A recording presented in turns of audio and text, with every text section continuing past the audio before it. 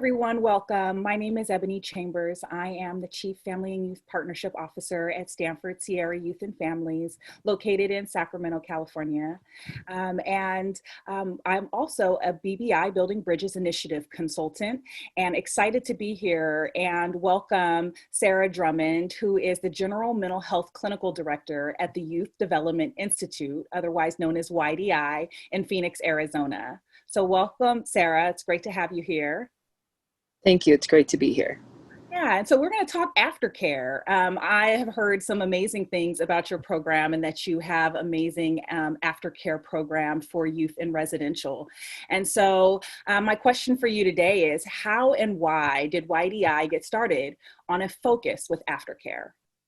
We got started in 2013 after our co-executive director, Dave Kokoris, had gone to a Building Bridges Initiative conference. And he came back and he decided that we not only needed to update our student advisory board and make it more meaningful, but change how we looked at success. That success was not leaving our program successfully, but permanency in the community with their family.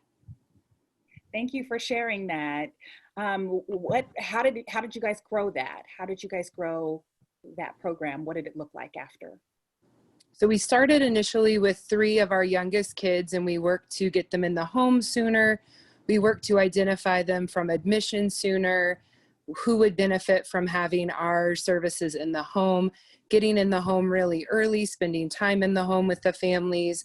And as we grew success with our small numbers, we identified more and more kids that would benefit. We had to make some tweaks and changes and things like that. But we found for especially the more mental health population that having that continuity of care both made the client feel safe and successful, as well as giving the parents a support system in addition to all of the outpatient wraparound services that they also had to provide.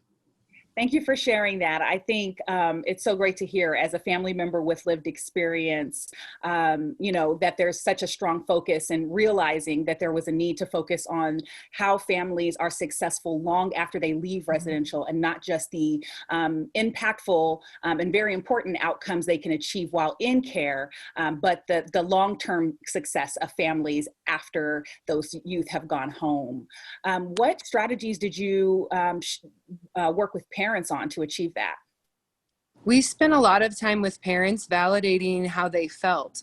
A lot of times after a kiddo who was disruptive in the home, who had disrupted peace, it was hard sometimes to picture bringing that kiddo back in. So it was a lot of building a bridge with a parent, making sure that they felt heard, that they felt seen, really doing some psychoeducation on trauma, on mental health, on how to regulate, providing resources, activities they could do in the community, and making sure that they knew we were available pretty much 24/7 and that our coaches could come out as often as they wanted or needed so that they felt like they could work with their kiddo in the home. And we did a lot of bridge work where the coach would initially do some redirection and some setting limits, and then we would bridge that confidence to the parents and be there to support them when they then had to redirect or set limits or structure in their home.